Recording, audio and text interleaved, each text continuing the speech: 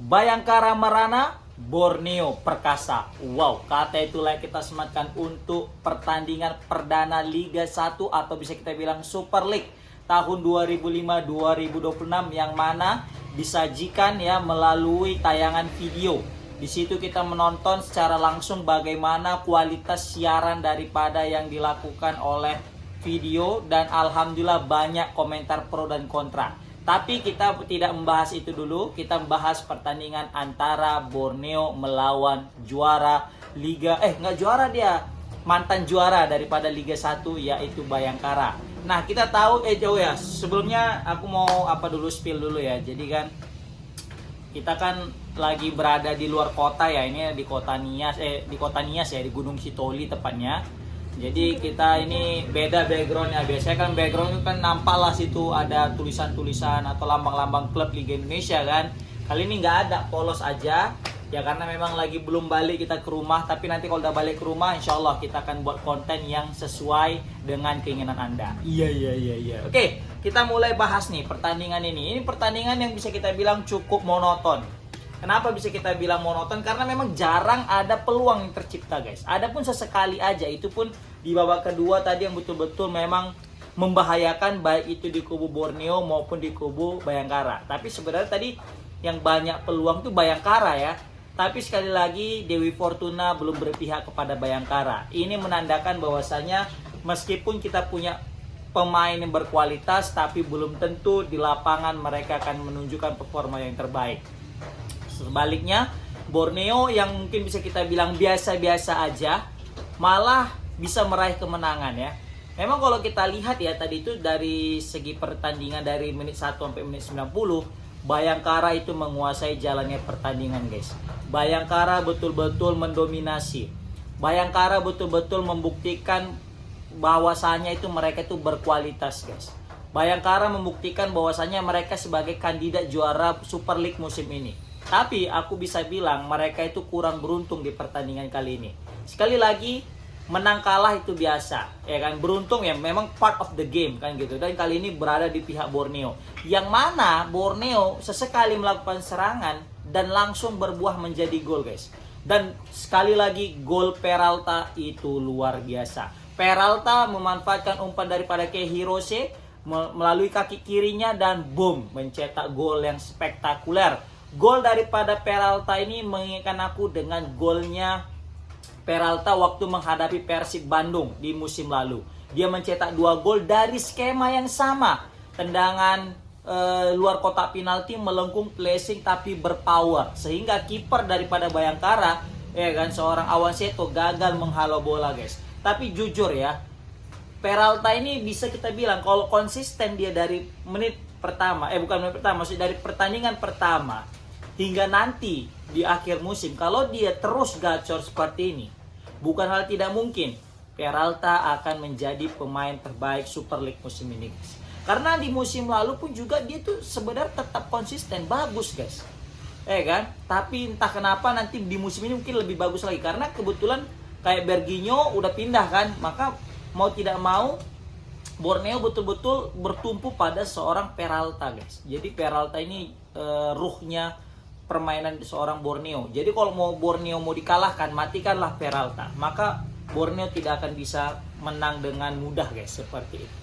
Nah, jadi pemain terbaik dari pertandingan kali ini selain daripada Peralta, ada namanya Nadeo guys. Ini kiper timnas betul membuktikan kualitasnya bahwa dia layak sebagai pemain timnas. Bukan apa-apa, peluang-peluang manja daripada Bayangkara itu mampu ditepis, mampu diselamatkan, mampu diamankan oleh kiper X daripada Bali United ini guys. Nadeo betul-betul layak sebagai kiper timnas nanti guys untuk mendampingi seorang Emil Audero dan juga Martin Pas. Lihat guys, asli cakep banget save dia itu. Mulailah tendangan-tendangan daripada siapa lagi tadi tuh, Putu Gede. Baru juga yang paling krusial tuh waktu tendangan ini, tendangan pojok, baru ada Sadiki kalau nggak salah, back daripada Bayangkara.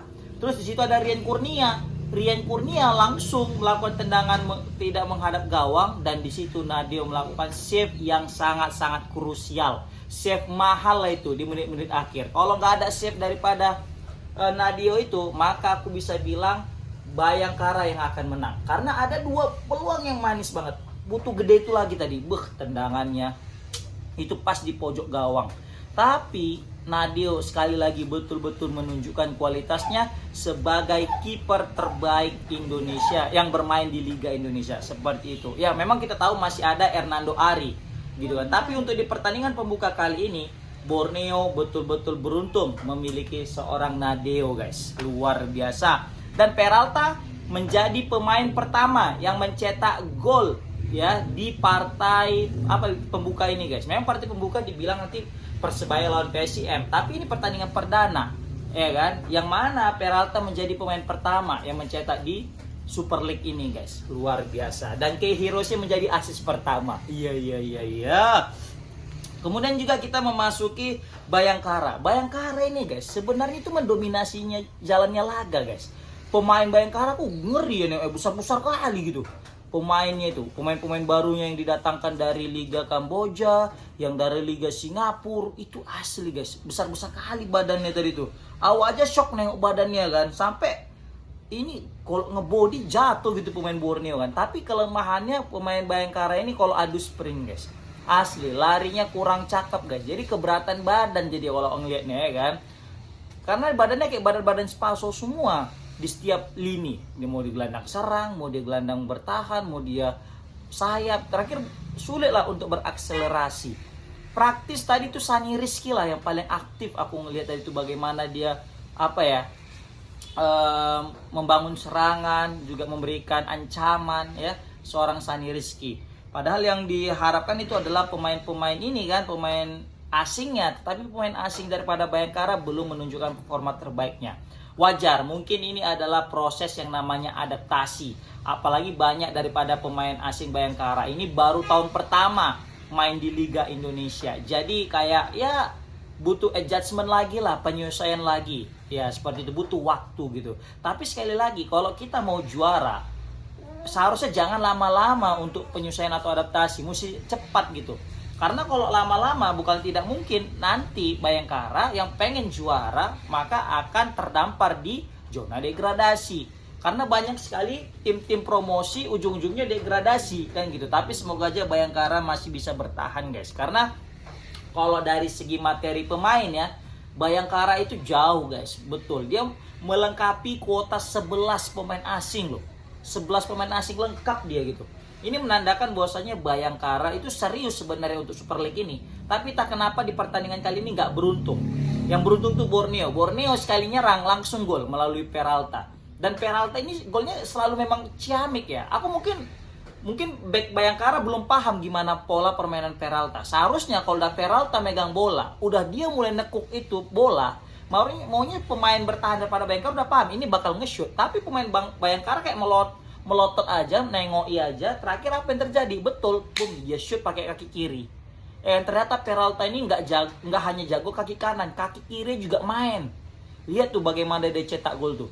Gila, kelas sekali, guys. Pakai kaki kiri, padahal kaki terkuat itu kaki kanan. Ini menandakan pemain grade A, pemain asing grade A Liga 1 atau Super League musim ini itu adalah Peralta salah satunya, guys. Sekian banyak nama ya, Peralta. Sebenarnya kalau bisa bilang ya, klub-klub Liga Indonesia pasti pengen banget punya pemain sekelas Peralta ini. Nggak ada capeknya, dia yang sibuk bongkar pertahanan, dia juga yang sibuk buka peluang, dia juga sibuk yang ngerebut bola, dia juga sibuk yang mencetak gol, dan terbukti, boom, menunjukkan kelasnya. Seperti itu, guys, solid kali. Nah, kita masuk ke kualitas siaran. Memang kalau dari sebagian penonton sangat menyayangkan ya kualitas siaran daripada Super League musim ini, karena memang masih belum juga berbenah, masih belum ada bedanya. Sebagian netizen berkomentar, bahkan di fanpage sepak bola Indonesia itu sampai ngetrol ya, kok kayak gini sih kualitasnya, B aja gitu, selalu membandingkan dengan kualitas siarannya RCTI. Tapi semoga aja ya bisa berkembang lagi dan kita bisa mendapatkan tampilan yang lebih elegan lagi di musim ini. Ya mungkin masih pertama ya mungkin, atau mungkin karena memang masih siarannya video, belum TV nasional, jadi belum totalitas. Tapi semoga aja nanti waktu lawan Persebaya dan juga PSM nanti bakal lebih gacor lagi siarannya guys, seperti itu. Praktis kalau dari pemain asing dari Bayangkara, yang aku paling notice itu Sadiki, pemain botak ini, pemain bertahan, betul mati-matian mempertahankan lini pertahanan, tapi sayang sekali masih belum bisa gara-gara Peralta menjadi maut bagi Bayangkara. Oke guys, komen di kolom komentar. Gimana pendapat kalian tentang kekalahan Bayangkara ya di pertandingan perdana melawan Borneo FC? Komen di kolom komentar. Mungkin ini efek daripada Bayangkara masih gugup ya pertandingan pertama. Oke, bisa kalian komen di kolom komentar guys, gimana pendapat kalian, kok bisa Bayangkara dan kalah, dan bagaimana siaran daripada Liga Super musim ini, dan juga bagaimana penampilan ganas Peralta bersama Borneo. Assalamualaikum warahmatullahi wabarakatuh.